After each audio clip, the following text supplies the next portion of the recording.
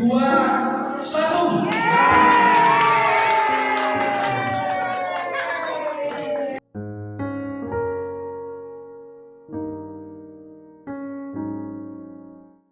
Saya minta kepada teman-teman saya untuk berkisah atau kesannya terkait dengan ayah saya supaya Bapak Ibu juga tahu, lalu kemudian juga kami juga paham bagaimana mereka mengenal sebagai teman angkatan saya terkait dengan ayah saya, dan supaya ayah saya juga tahu bahwa pernah ada kesan tersendiri yang dirasakan oleh teman-teman kepada ayah saya.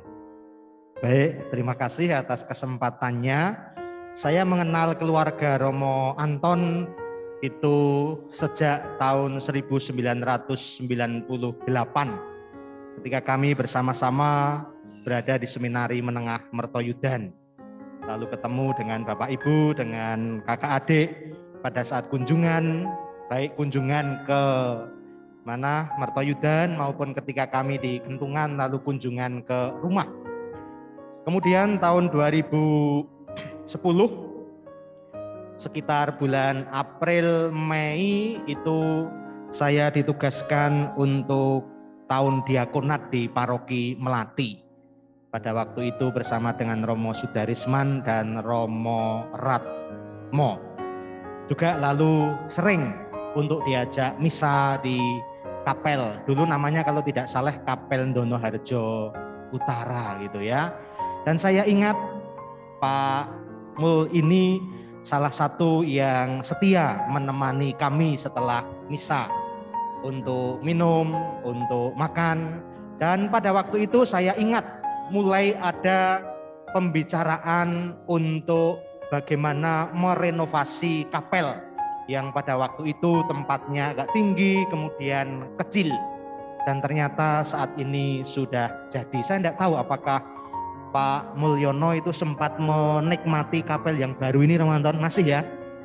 Masih. Jadi saya rasa sedikit pengenalan saya pada Pak Mulyono itu. Lalu juga lama menjadi prodiakon saya kira. Maka kalau bacaan yang dipilih pada hari ini berkaitan dengan doa Yesus, saya kok yakin kalau doa yang sama itu dipanjatkan oleh Bapak Mulyono dari surga. Dari surga beliau mendoakan kita semua, dan salah satu isi doanya itu dari akhir bacaan Injil tadi, supaya kita dipelihara. Ya Bapa yang kudus, peliharalah mereka dalam namamu, yaitu namamu yang telah engkau berikan kepadaku, supaya mereka menjadi satu seperti kita. Maka terima kasih Pak Mul yang setia mendoakan kami. Semoga kami tetap utuh bersembilan sampai nanti kami menyatu kembali di Kentungan. Kalau saya itu sudah tinggal di sana, nanti berarti tidak akan kemana-mana, tinggal ke makam sudah sangat dekat. Tapi semoga tidak cepat-cepat ya.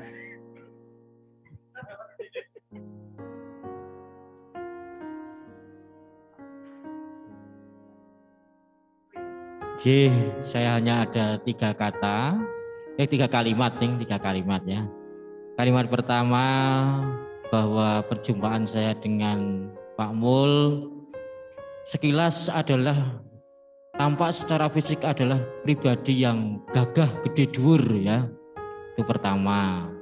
Yang kedua, saya melihat bahwa Bapak Mulyono ini juga ramah, termasuk ketika kami dulu masih seminaris, kami selalu disapa juga.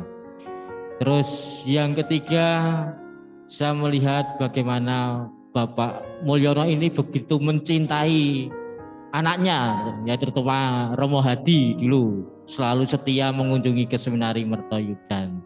Itu saja yang dapat saya sampaikan kesan saya terhadap Bapak Mulyono. Matur nuwun, berkah dalem. Matur nuwun. Saya tidak banyak bertemu dengan Pak Mulyono karena saya tidak seangkatan pendidikan dengan Romo Anton Hadi. Saya ini angkatan atasnya Romo Anton yang nunggak gitu. Nunggak. Tetapi saya mengalami beberapa kali perjumpaan dan memberi kesan yang mendalam bagi saya. Waktu kami di Ketapang, kami pernah retret di Rawaseneng, itu Bapak ada di rumah. Dan waktu kami tahbisan tentu saya sudah pernah bertemu Pak Petrus Mulyono. Lalu waktu kita di Rawaseneng, saya datang, Bapak bercerita. Dan yang terakhir yang paling membuat mak gergel saya adalah ketika mendengar Bapak meninggal. Lalu saya datang waktu misa, orangnya ndak. Tetapi kemudian setelah selesai misa, Romo Anton mengatakan, mengko kowe sing ngubur Bapak ya. Dan itu penghormatan saya yang terakhir kepada Pak Mulyono waktu itu. Boleh, dan itu istimewa bagi saya boleh berdoa dan membawa Bapak sampai ke dalam kuburnya, dalam peristirahatannya yang terakhir. Itu yang menguatkan juga. Lalu saya suwuni pengestu terus dalam hidup saya, karena saya boleh mengenal Bapak Petrus Mulyono. Terima kasih.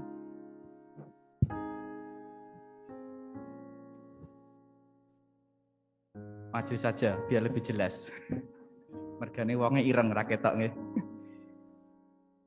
Kesan saya tentang Pak Mul, beliau itu orangnya ramah, ya, ramah. Maka ketika beliau sedo waktu itu tahun 2019, saya masih studi di Roma, di Italia waktu itu. Lalu saya telepon langsung ke Romo Anton, derek bela sungkawa, dan juga sampaikan salam ke ibu dan keluarga. Kalau tidak keliru waktu Romo Anton sedang perjalanan ke bandara ya Romo ya, dari paroki di Ketapang lalu menuju ke bandara Ketapang. Dan waktu diantar siapa? OMK atau siapa ya Romo? Oh ya. Ada rasa sedih ya waktu itu ketika Pak Mul, saya mendengar Pak Mul sedo dan tidak bisa ikut misa requiem, tidak bisa layat gitu. Lalu saya hanya kontak ibu saya dan bapak, Pak ini Pak Mul sedo, mohon doanya. Termasuk tadi sebelum saya berangkat ke sini dari Seminari Mertoyudan, saya kontak ke ibu saya, ke mama, Mak hari ini nyewune Pak Mul, mohon doanya.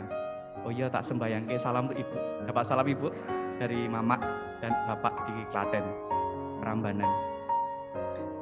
Maka sebagai bentuk waktu itu ya ngaku dosa gitu apa ya istilahnya.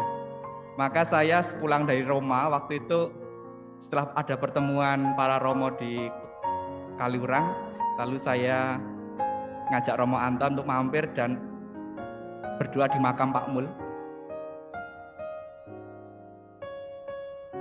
Saya berdoa dan juga mendoakan Pak Mul, mengenang Pak Mul, bagaimana perjuangan beliau sebagai prodiakon ya. Saya kenal beliau cukup lama jadi prodiakon, melayani umat. Dan namanya itu kan namanya Petrus gitu ya. Semoga Santo Petrus sangat mencintai beliau sehingga sudah masuk surga. Dan Santo Petrus pemegang kunci kerajaan surga. Dan juga Pak Mul dikenal selain pelayanan prodiakon juga olahragawan gitu. Voli ya Bu ya. Ya voli jadi wasit, voli pemain voli dengan postur yang tinggi itu. Dan ini juga menurun ke Romo Anton ya. Romo Anton juga ahli voli selain badminton ya. Dan disitulah kami mengenal Pak Mul dan keluarga dari situ.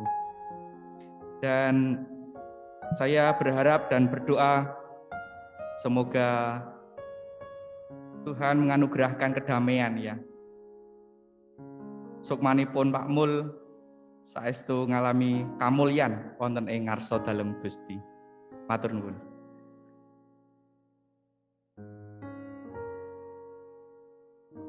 Baik para Romo, Bapak Ibu, salah satu kesan saya kepada Bapak Petrus Mulyono ini adalah beliau seorang yang kebapaannya itu sangat khas. Kenapa saya mengatakan demikian? karena dari keempat anaknya itu laki-laki semua. Maka bisa dibayangkan anak sing barep kuwi ndugale ra ukur. Anak yang kedua Romo Anton ini dulu waktu masuk ke seminar itu paling kecil sendiri. Lalu kalau Romo Anton cerita adiknya berarti yang nomor 3 ini enggak ada takutnya sama orang, termasuk sama bapaknya saja dia enggak takut. Yang paling kalem itu yang ragil. Nah, bagaimana sebagai seorang ayah, seorang bapak memperhatikan masing-masing yang khas dari anak-anaknya ini yang bagi saya menarik. Dan bagaimana beliau juga seringkali ketika kunjungan orang tua itu juga sering menjadi teman sharing dari orang tua saya, termasuk juga dengan beberapa orang tua yang lain. Dan salah satu yang seringkali disaringkan adalah menjadi orang tua dari calon imam, kemudian menjadi orang tua dari seorang imam, itu suka duka dan perjuangannya juga luar biasa. Maka bagi saya melihat sosok kebapaan dari Bapak Petrus Mulyono ini, saya meyakini beliau dapat mengenal satu persatu anak-anaknya dengan sangat baik. Bahkan beliau tidak segan menanyakan anaknya itu kepada kami teman-teman angkatan. Anak saya itu kalau di seminar itu seperti apa toh?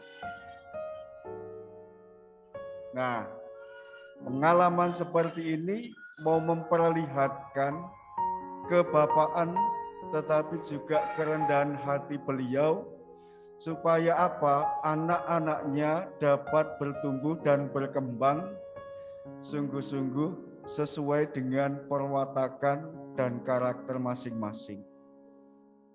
Maka dalam diri sosok seorang Petrus Mulyono saya melihat figur seorang bapak yang sungguh-sungguh mengenal, yang sungguh-sungguh mengasihi dan mencintai anak-anaknya sesuai dengan kondisi anaknya masing-masing.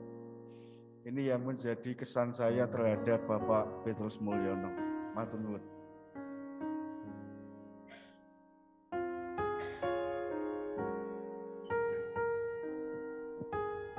Mik. Terima kasih. Saya juga bagian dari tunggaan yang tadi sudah mengatakan di bagian awal bersama dengan Romo Deni, tidak terlalu mendalam bertemu dengan Pak Mul, tetapi kedua orang tua saya, Bapak dan Ibu itu jauh mengingat secara lebih mendalam kabare piye, kapan kumpul meneh dan lain sebagainya, dan mereka sering menanyakan. Maka yang kedua, mohon doa Pak Mul bahwa kami semua, kami ini sudah hampir 12 tahun ya kita ini, 12 tahun dan rasanya ya masih gini-gini aja tuh. Gini-gini aja. Napa malih putra panjenengan iku lho sing teng wingking itu kami masih berjuang bersama-sama. Yang ketiga, Pak Mul titip salam untuk Ibu Margareta Setiati. Ibu saya juga 1000 hari nanti, maka di sana nanti silahkan membentuk paguyuban para wali timbalan dari surga. Dan sebagai ben rame-rame tambah gayeng kami kirimkan Pak Roto, ya kan ya. Bapaknya Romo CC juga baru saja meninggal, supaya dari sana menjadi pendoa bagi kami semua, kami yang berjuang, kita yang berjuang bersama-sama dalam kekeluargaan. Ibu dan Bapak mohon doa juga untuk kami semua. Terima kasih, berkah dalam.